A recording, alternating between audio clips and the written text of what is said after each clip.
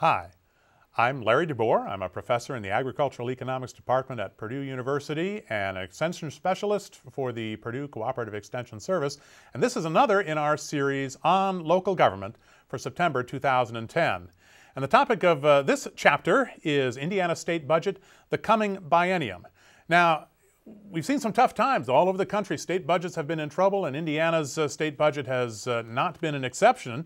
And one of the questions we ask is, how long is this going to go on? And so what I want to do in this segment is to take a look ahead to the next biennium and see what the budget might look like.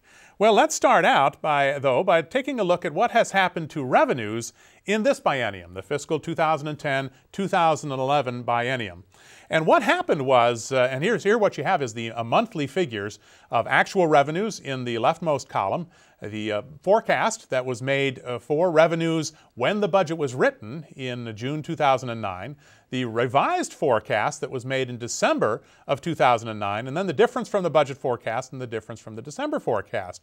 What was happening, as you can see if you look at difference from budget, is right away after the budget was passed in 2009, revenue started falling well short of what was expected and what was required to actually fund the appropriations that were made from that budget. And so by December, it was decided that the forecast had to be reduced, and it was reduced. It was reduced by almost $1 billion for fiscal year 2010 and another $800 million for fiscal year 2011. The scary part about that is if you take a look at January and February of 2010 and look at difference from December, in the first 2 months after the revision from December, we fell short by about $160 million, $75 million in January and $86 million in February. And we thought at that point, how long is this going to go on? When is this economy going to bottom out? Well, as it turned out, for the rest of the year, we did match the December forecast and in fact came in $111 million ahead of the December forecast for the fiscal year 2010. We were still $879 million below what would have been required to actually fund the budget, which helps explain why there were so many hundreds of millions of dollars in budget cuts enacted as a result of the governor's orders in November, December of 2009.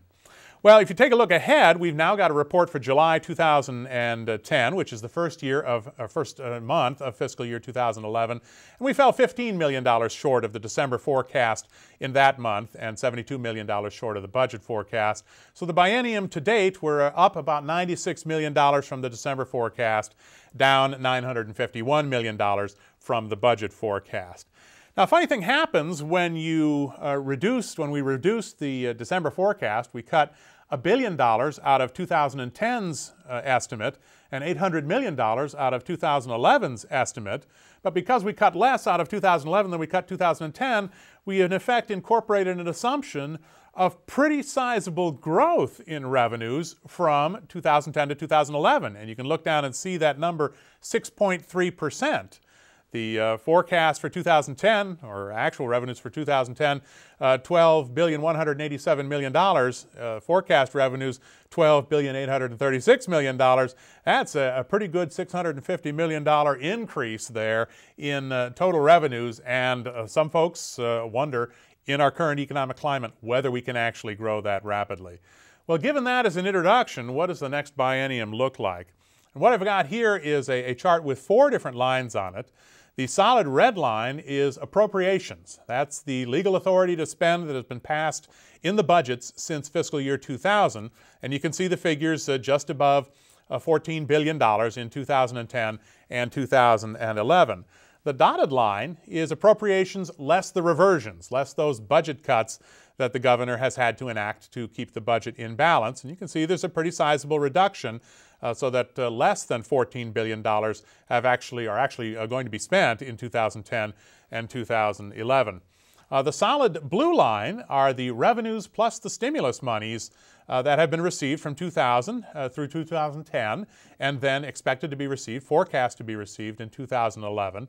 And then beyond that, an estimate of growth of about 4% from 2011 to 2015. That's the solid blue line. The other dotted line, the solid dotted line, blue line, is 6.3% growth from 2011 to 2015.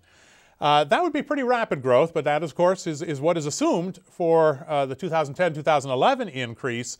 And what would happen if we continued to grow at that rate? Well, you can see the dotted line pushes revenues up above $16 billion by 2015.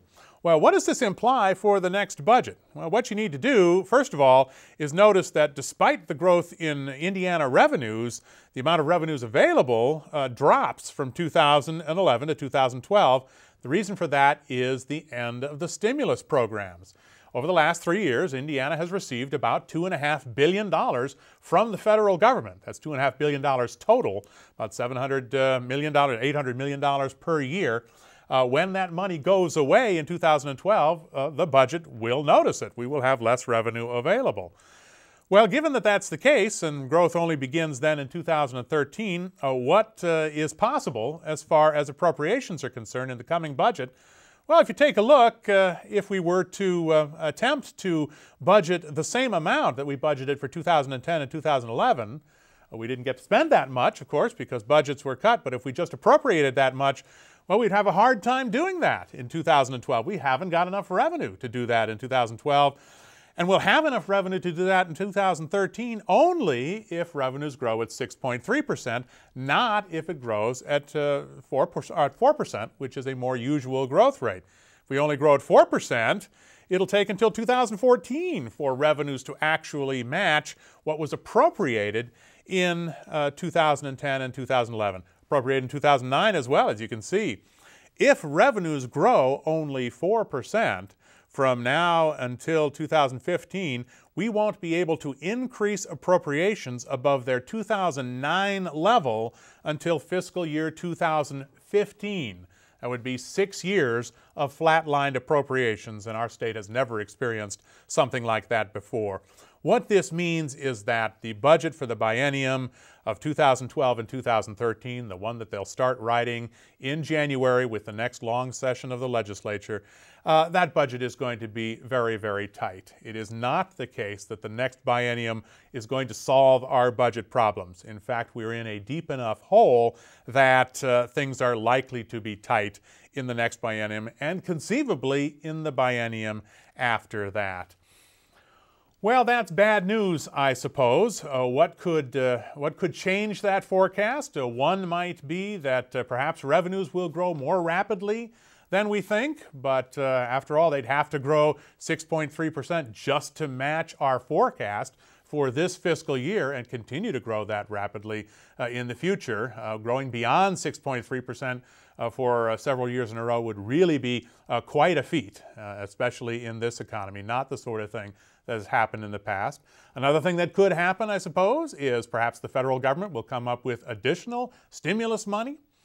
They did come up with the extra $26 billion. The Congress at the moment does not seem inclined to aid states any further, but you can bet that the states will be in Washington lobbying for additional revenues for coming years. And so that's a possibility as well.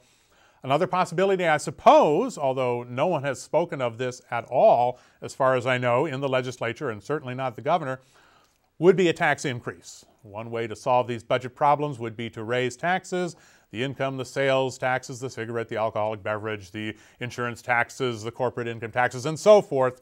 That's what we did after the last Great Recession in 1983, and we have, in fact, increased taxes after most of the past recessions in the last 30 years.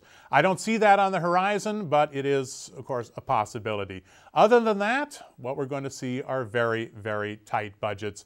And that matters for citizens, of course, in terms of service delivery, matters a great deal for school corporations because most of their general fund budgets come from the state revenues, and if the state hasn't got the revenue, school appropriations are not going to increase as well.